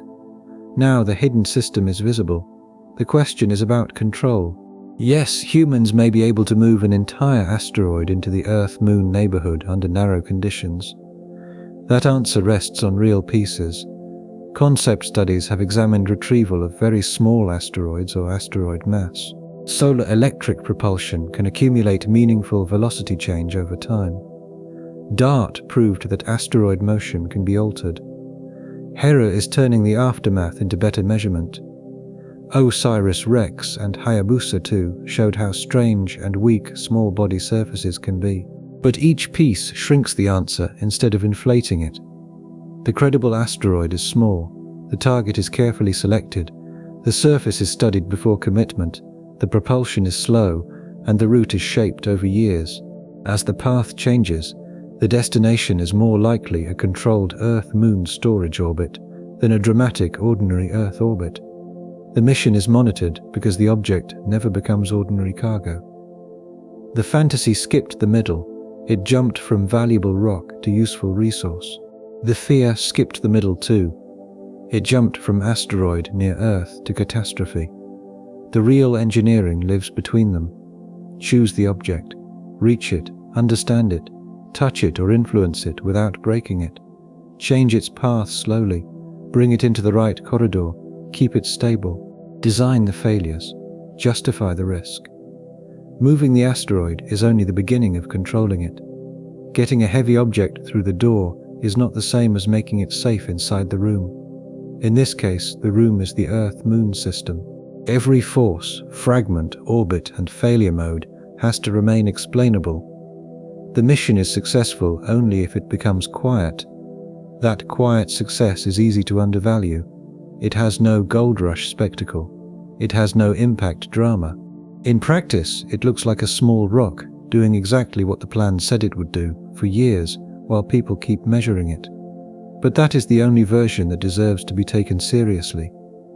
The safest asteroid is the one that never becomes interesting for the wrong reason. So the answer is not impossible, and it is not easy. It is physically plausible in constrained cases, engineering hard in every useful detail, and publicly acceptable only if the mission is smaller, slower, and more cautious than the fantasy. A whole asteroid can be moved only after the idea of moving it has been reduced to something disciplined enough to survive. Control is the point.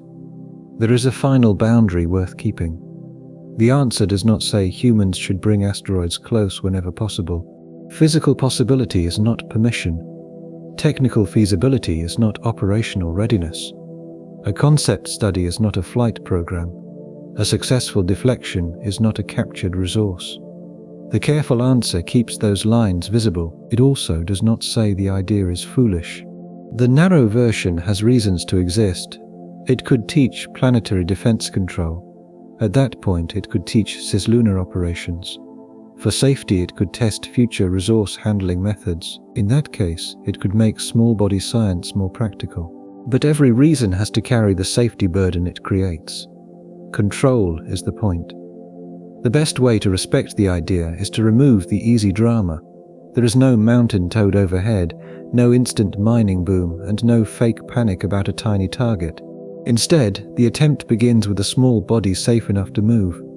A spacecraft works for years. Its path remains known. The destination can be defended, and the public risk case survives plain language. That margin matters. That is a more adult kind of wonder. Not wonder that humans can do anything, but wonder that doing one hard thing responsibly requires so many quieter hard things to work together. Asteroid capture becomes less like conquest and more like stewardship of motion. So if the question is, could we move an asteroid into Earth orbit? The honest answer corrects the destination, shrinks the target, slows the timeline, and raises the safety standard. Could we move a small, well-known asteroid into a controlled Earth-Moon storage path? Maybe. Could we casually bring a valuable rock into ordinary Earth orbit? That is the fantasy that disappears. The smaller answer also protects future ambition. If the first mission is cautious and clean, later missions can learn from it. If the first mission overreaches, the whole idea may become unacceptable for reasons that are not purely technical. Space engineering history often rewards the first successful modest step more than the first dramatic proposal. So the right ending is not a door slammed shut. It is a narrow door opened carefully. Through it is a future where humans may learn to work with small natural bodies near the Earth-Moon system. But the door is narrow because it has to be. The final answer also changes the emotional scale.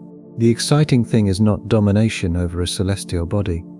It is the possibility that humans could make a tiny natural object predictable enough to share space with Earth and the Moon. That is a quieter achievement and a more difficult one. It asks for patience over spectacle. It asks for measurement over confidence. Over time, it asks for a mission that can say no after launch if the asteroid fails the tests. That is why the answer becomes smaller without becoming empty. That reduction is not failure. It is how real space engineering begins.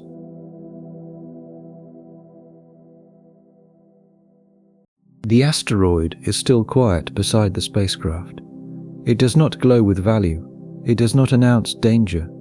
It turns slowly with dust, boulders, and weak gravity holding together a body that was never built for human plans. Behind it, Earth and the Moon keep moving through the same old sky. What has changed is the meaning of near. Near is no longer a comforting word. It means responsibility. A rock brought into the Earth-Moon neighborhood has to be more than moved. It has to be known, tracked, corrected, and justified. Its path has to remain explainable. Its failures have to remain bounded. Its reason for being there has to be stronger than the risk created by changing its orbit. That is why the first credible version is small, not because ambition is absent, but because control is the first ambition. A tiny, well-characterized asteroid in a cautious cislunar storage path would teach more than a reckless attempt at drama.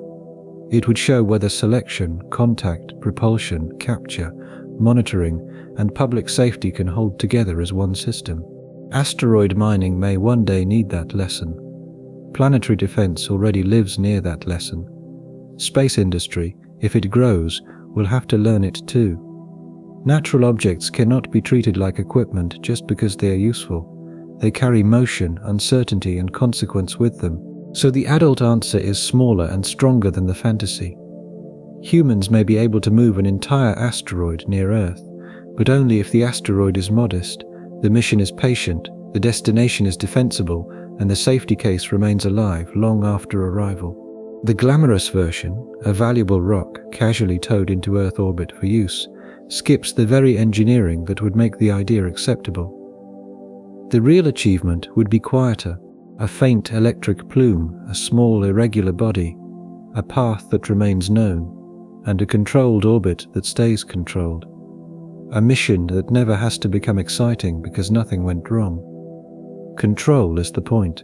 If that sounds modest, it is because the mission has finally been translated from fantasy into engineering. The rock is not less interesting when the answer becomes careful. It is more real, and real is the standard this question deserves. For an asteroid brought near home, lasting quietly is not a soft ending. It is the proof that safety held under real conditions. A moved asteroid should not become a legend of danger. It should become a record of careful choices that kept working. That is a strange measure of success, but a fitting one. The mission would be most successful when the asteroid became predictable enough to seem almost uneventful. There is real wonder in that restraint. A rock that once followed only ancient orbital history would not become owned by humans or tamed in any simple way. It would become a responsibility humans had chosen. The achievement would be measured by how little trouble it caused after all that work.